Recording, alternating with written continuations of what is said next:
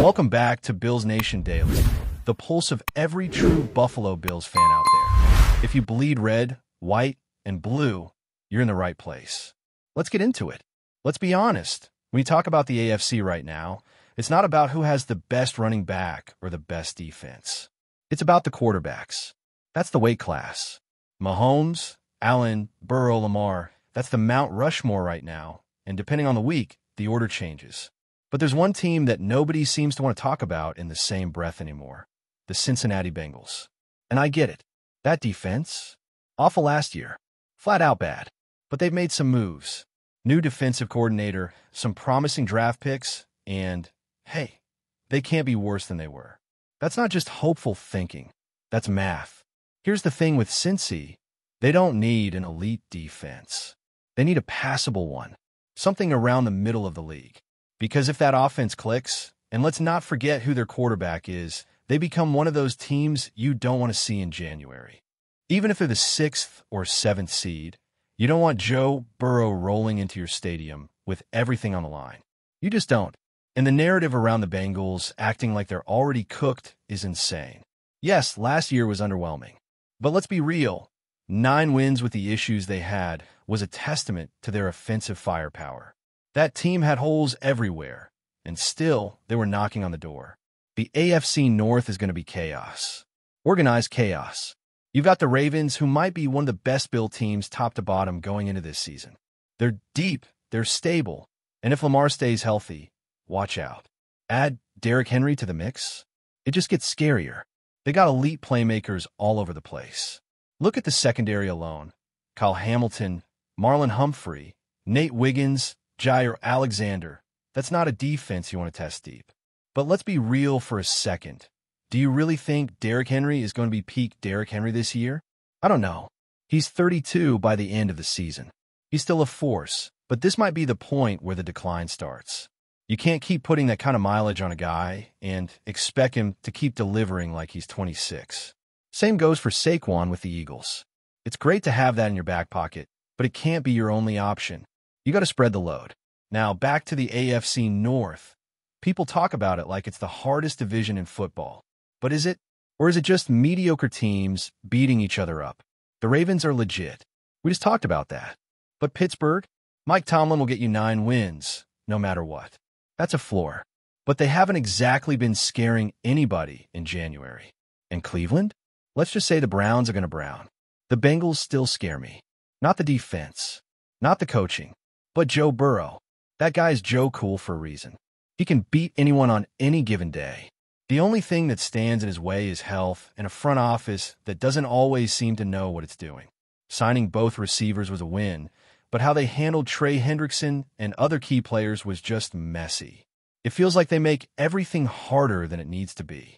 Now let's talk about the Steelers for a second. The most stable organization in the NFL.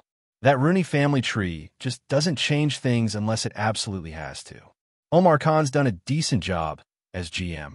Mike Tomlin's never had a losing season, and that's not nothing. But this year, it's going to be different, or at least it has to be. They've got a new quarterback, and honestly, that could either be an upgrade or a disaster. Depends on how quickly the offense finds its rhythm. And with Tomlin's history of managing personalities, remember, he survived Antonio Brown's chaos.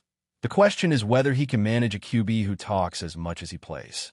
This guy's already lining up weekly media appearances, press conferences, podcast quotes. It's a lot. And if Tomlin cracks, it'll be the first time we've seen it. Cleveland? It's just sad at this point. The Browns have talent. No question. Myles Garrett re-signing there is wild. You can't help but wonder if happiness just doesn't matter at some point. They've got a circus at quarterback. They've got Flacco, Shadur Sanders, Kenny Pickett, Dylan Gabriel, and still Deshaun Watson. That's not a depth chart. That's a reality show. It's chaos, and no one seems to know what direction they're heading. Let's jump to the AFC East. It's top-heavy, and yeah, I'm talking about the Buffalo Bills. The division runs through Buffalo until someone proves otherwise. The Jets? They'll be second this year. I've said it before, and I'll double down on it now. I don't believe in their quarterback, but I do believe in their defense and their locker room. The vibes are better. The ownership's quiet. Aaron Glenn's running the show, and they know what they are. They're not trying to be anyone else. They're going to be a pain for every team they face. The Patriots? I think Vrabel brings some credibility and culture back, but it's not going to be an overnight fix. That roster's thin, and Drake May is going to have to grow fast. They'll grind out some wins, sure, but I think they're still a year away from being a real problem. I'm a huge Vrabel guy, but the infrastructure he's walking into is stuck in 2010. The Belichick era left them behind in terms of analytics, coaching trees, even basic operations. That's not a one-year fix. And then there's Miami. The Dolphins are headed for a collapse. The culture's off. It feels like the wheels are wobbling, and by the end of the year, they'll be off completely. I think Mike McDaniel is gone. I think Chris Greer is gone. Tua stays because, well, they kind of have to, but this team is not built for sustained success. And if the first few weeks go south, it could spiral fast. The way they've built this roster, the way they've chased talent without worrying about fit or chemistry, it's caught up to them. They've got talent, sure, but not overwhelming talent. Not anymore. The edge is gone. And when a guy like Jordan Poyer starts taking shots at the Dolphins after leaving, you know something's rotten behind the scenes. Meanwhile, Buffalo? Still standing. Still built for the long haul. Still the standard in the division. You want culture? Look at the guys coming back. Look at how they rally around Sean McDermott. Look at how players choose to return, not for money, but for fit. That matters. Now, if we're talking about real contenders, you have to bring up the Houston Texans. That's right, the Texans. A year ago, nobody took them seriously. Now, they look like the most complete organization in the AFC South. You've got Nick Caserio pulling the strings in the front office, and D'Amico Ryans building something real on the sidelines. The culture feels different. The defense flies around. And C.J. Stroud has a chance to show everyone that last year was just the beginning. He had some rough patches, sure. The offensive line was a mess. Guys were hurt. Tank Dell was banged up. Diggs missed time, but Stroud didn't fold. Now, they've rebuilt that line and added pieces across the board. If the Texans win 10 games, no one's going to be surprised this time. And look at that front seven. Will Anderson and Danielle Hunter coming off the edge? That's terrifying. They're not just rebuilding. They're competing right now. They've got Brian Thomas Jr. and Roman Dunn now, two serious weapons, and they still have Travis Etienne and some depth on defense. But the Jags never feel like a team that's fully arrived. And then there's the ownership. Shad Khan's tenure hasn't exactly been a masterclass in front office decision-making. The team has talent, but the infrastructure around it hasn't been able to maximize it. The Colts? That organization is just spinning its wheels. New ownership group with Jim Irsay's daughters, a general manager who somehow keeps his job year after year, and a quarterback situation that feels like a revolving door of maybes. Anthony Richardson was supposed to be the future, and already it looks like they're hedging their bets. He's young, sure, but the immaturity has shown. When you're pulling yourself from a play because you're too tired, that's not what leaders do. They've got some talent. Jonathan Taylor's still there, and Michael Pittman is an underrated monster, but no one's afraid of Indianapolis. Not now. Tennessee might be the most irrelevant team in the AFC right now.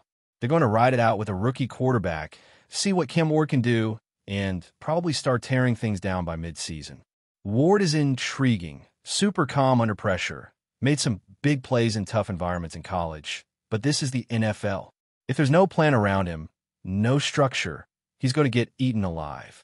And with that coaching staff and front office on the hot seat, it's hard to see them giving him what he needs to succeed.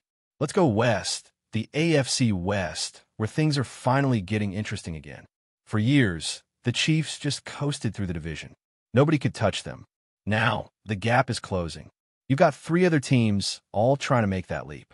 And for once, some of them might actually do it. Let's start with Denver. Everyone wants to hype them up, and yeah, they should be good. Bo Nix is better than anyone expected. He's smart, efficient, and he knows how to move an offense. Sean Payton might rub people the wrong way, but he can coach. The Broncos have weapons: Sutton, Marvin Mims, a revamped defensive line, a tight end room with upside, and defensively, they've got guys who can make plays. Patrick Surtain is a stud. Baron Browning's got next. They've got dogs, but are they ready for the moment? That's the question. You beat the Chiefs in Week 18 when they rested their starters. Cool. You celebrate like it's the Super Bowl. Then you show up in Buffalo and get smacked in the mouth. That's what it looked like. One nice drive, and then nothing. If you're a real contender, you don't get steamrolled like that. Maybe they learned from it. Maybe that humility helps them lock in. But they're not sneaking up on anyone this year. They're expected to win. That's a whole different kind of pressure. And the Raiders? Look, they're not going to light the world on fire, but they finally look like a grown-up football team. Antonio Pierce is the real deal. He's no nonsense, holds guys accountable, and players love playing for him. You pair that with a quarterback like Gardner Minshew or even Aiden O'Connell playing smart, conservative football, and this team becomes annoying. Not elite, but dangerous enough to ruin someone's season. Devontae Adams is still a weapon. Max Crosby is still a problem. And for once, there's leadership and direction. That alone makes them better. The Chargers, man. That's the ex you keep texting at midnight, even though you know how it ends. New year, new hype, new excuses loading. Everyone's going to be all in on Harbaugh. Justin Herbert will put up numbers. They'll look the part. But until they prove they can win meaningful games, who cares? Herbert has been bad in big moments. Not average. Bad. They blew that playoff game against the Jags because he completely disappeared. They got talent. Keenan Allen, Derwin James, a few exciting rookies, but they are the kings of looking dangerous and doing nothing. Until further notice, the Chargers are a third-place team with a second-place ego. Which brings us to the Chiefs. Still the standard. Still the champs. Still terrifying. Andy Reid is the best coach in football. Mahomes is the best quarterback in football. Brett Veach is probably the best general manager in football. They've got continuity. They've got culture. And now, they've got speed. A lot of it. They're going to attack downfield more this year. It won't just be check downs and Mahomes magic. They're going deep. They've got young receivers. And for as long as Rashee Rice is available, they're going to use him like a weapon. Defensively, they still have Chris Jones. They still have McDuffie.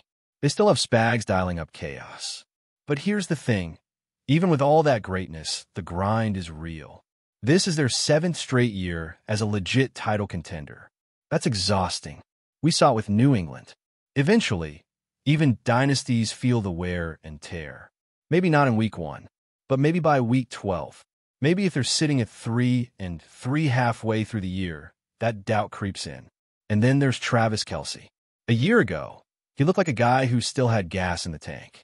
This year, we're not so sure. He didn't look great in the Super Bowl. Looked disinterested, honestly. And that's not the Travis Kelce we know. You start wondering, has the off-field stuff started to matter more than the game? He's making money. He's got fame. He's building a brand. That focus that made him special, you can't take it for granted. So yeah, Kansas City is still the team to beat. But for the first time in a long time, that road looks a little bumpier. Now let's zoom out. Playoffs. Who's in? Who's out? Who's going to be sitting on the couch in January wondering what went wrong? The 4 division winners look pretty clear. Chiefs in the West, Texans in the South, Ravens in the North, Bills in the East. After that, chaos. The Broncos feel like a wild card lock. Same for the Bengals. Burrow's not missing the playoffs again if he's healthy. And then that last spot could be Pittsburgh. Could be the Chargers if they finally get it together. Maybe the Jets sneak in. Maybe even the Patriots if Drake gets hot. It's wide open. That's the thing about the AFC. It's loaded. You've got elite quarterbacks, emerging teams, and so many matchups that could go either way. And every year, someone shocks us. Last year, it was the Texans. The year before, it was the Bengals. Who's it going to be this year? Maybe the Patriots find a spark. Maybe the Colts string together a few upsets. Maybe Miami pulls it together, though I wouldn't bet on it. And as for coaches on the hot seat, it's a long list. Mike McDaniel?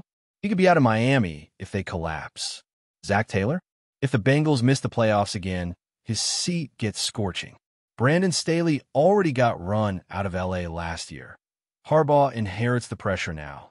And if Mike Tomlin ever walks away, it'll be on his terms. Not because of poor performance, but even he can only carry so much before the standard stops being the standard. But here's what we do know. The AFC is going to be a war zone.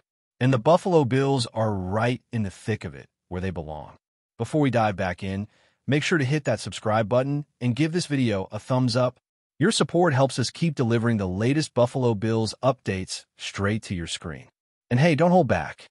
Let us know your thoughts on today's news down in the comments. The sports world in the United States was taken by surprise this morning when reports began circulating that the Buffalo Bills had made a move that few could have predicted, shaking the NFL landscape with an announcement that quickly spread across media platforms and fan forums alike.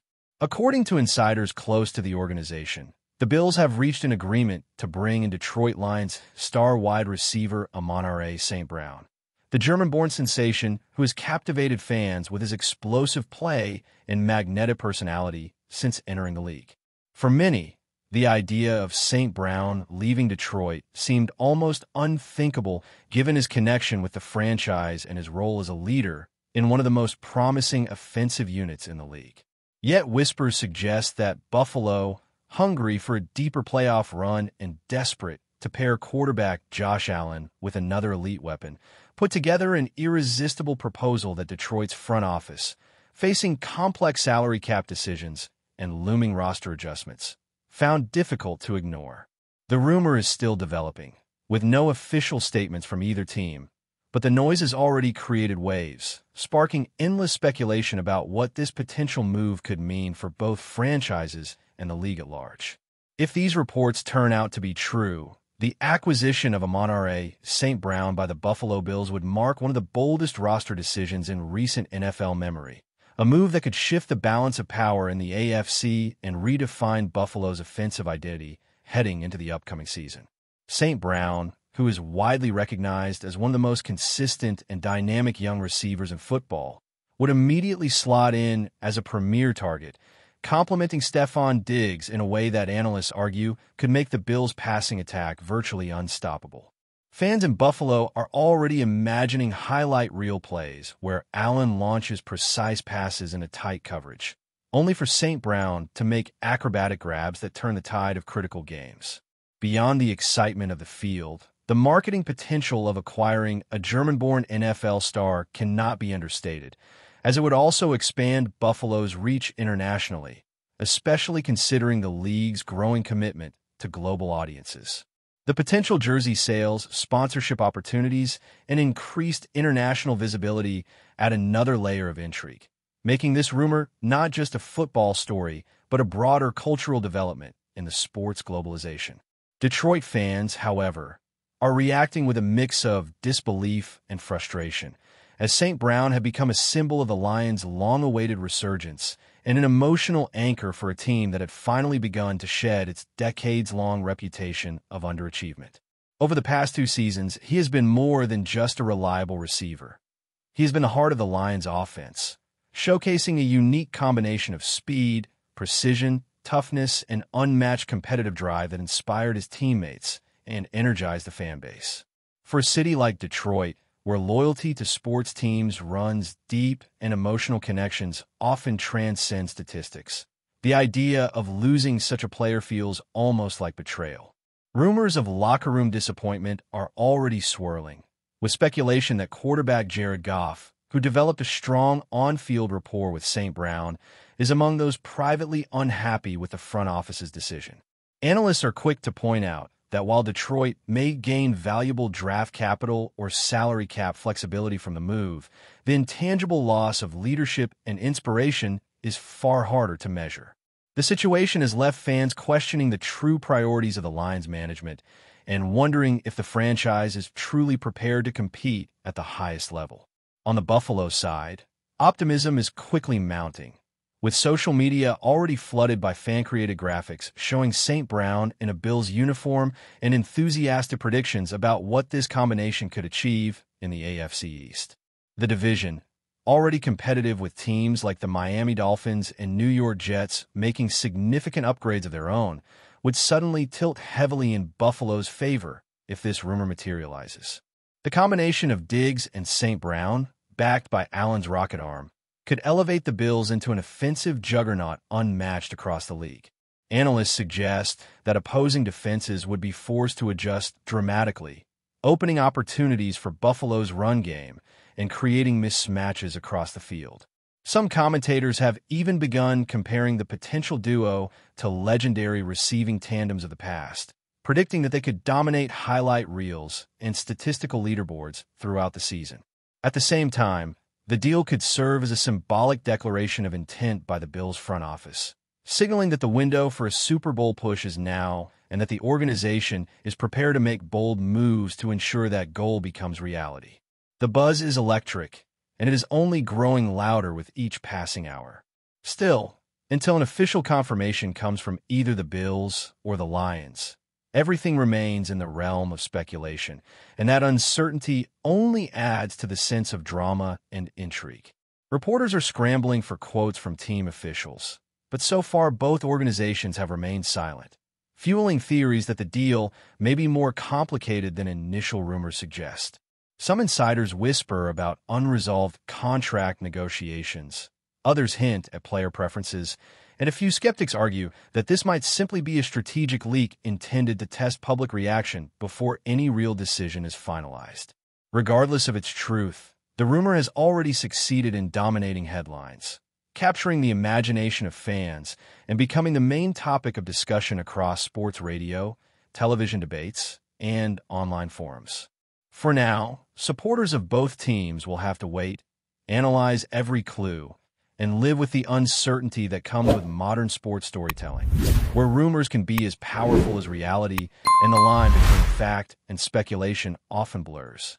One thing is clear: whether this deal becomes official or not, the name of AMON-RA St. Brown has once again taken center stage, proving just how influential and captivating he has become within the ever-evolving narrative of the NFL. That's a wrap for now. If you enjoyed the video and want to stay on top of all things Buffalo Bills, make sure to subscribe and hit that like button. We'd love to hear what you think in the comments. See you in the next update.